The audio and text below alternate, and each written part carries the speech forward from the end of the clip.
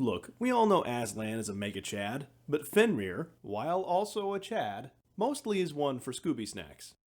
Are you Narnians confused? This recipe should help. Remove Narnia's allegory and gloom. They're in the dumpster. Add 2 tablespoons of situational comedy, a metric ton of ginger pork, and saute over medium heat for 20 to 23 minutes, and you've got a zesty alternative to the same story. Oh, dear God, not you. Shoo. Shoo. No, I'm talking about the new anime, Campfire Cooking in Another World with My Absurd Skill. Starring in Campfire is Mukouda, a 27-year-old salaryman and amateur chef.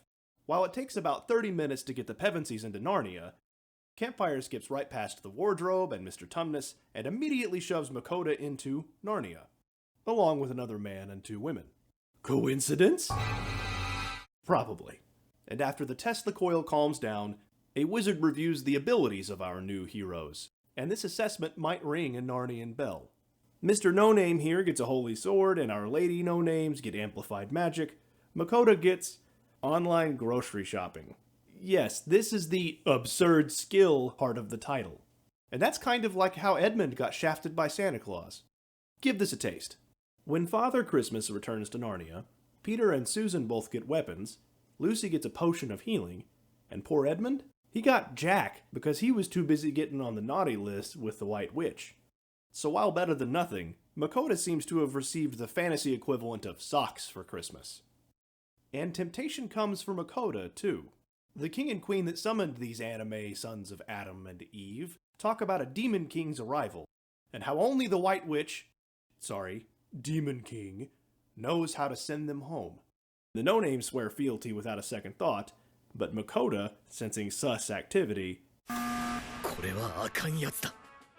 rolls a nat 20 on persuasion and gets the heck out of there.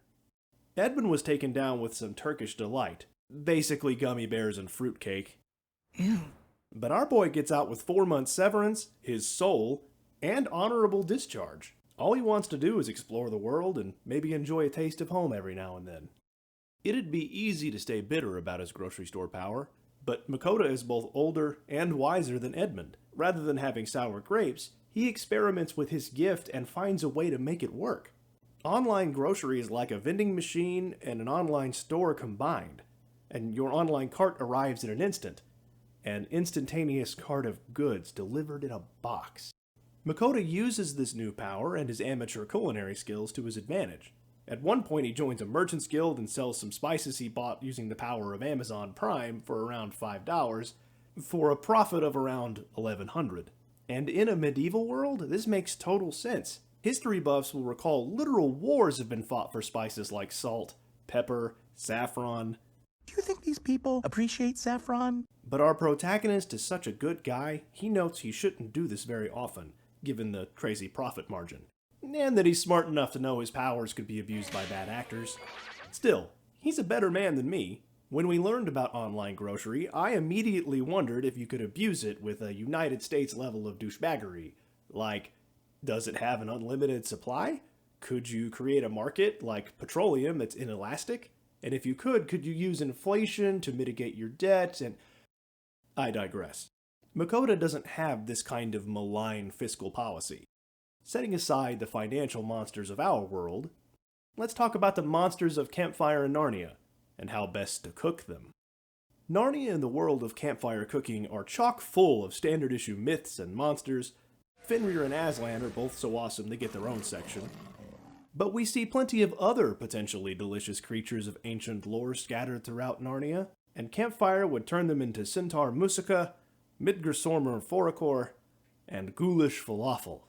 In addition to those ancient myths, Campfire throws in critters from JRPGs like the Dragon Quest franchise too. Now that I think about it, as far as the video game or anime mediums go, those basically are ancient mythology.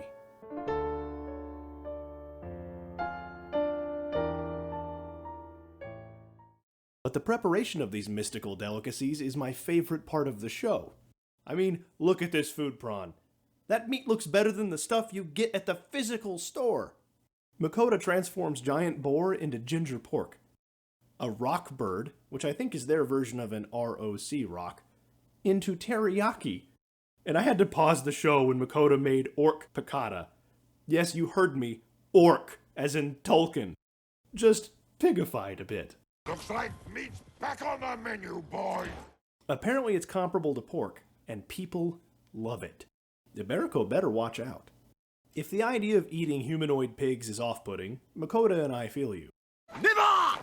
As for the idea, I can't say I'm surprised since the anime comes from a country that, and I say this without judgment, eats animals like sea urchins, eel, fugu. But I should warn you that one... Come on, pal, fugu me! It suffices to say, this is not a vegan-friendly show. And that's not helped by our secondary protagonist, Fenrir, who eats a Texas-sized portion of meat daily. Mukouda's hobby cooking and knowledge of flavors earn him the favor of the infamous great wolf, Fenrir. With his superior strength, speed, and the blessing of a wind god, Fenrir makes a compelling parallel to Aslan, if not a bit more aggressive in his acceptance. Mukouda had a real come-to-Fenrir moment there. And even removing the religious allegory, no one doubts Aslan's Banff status. He leads a literal army of mythical creatures, sacrifices himself to free Edmund, returns from death, and then eats the lady that killed him, all while being a glorified pony ride for children. Fenrir does most of that, including the pony rides, but only because it's convenient to his goal, becoming an otherworldly gourmand. And I won't skip the allegory here. This Fenrir, and his Norse namesake, are big trouble. For the lesser nerds, who am I kidding, you're either here for anime or Narnia. You're one of my people. So you might recall, Norse mythology says that Fenrir is going to devour the sun, which leads to the creation of the bonds of Gleipnir to tie him down. Campfire's Fenrir has a history of leveling whole cities just for irritating him.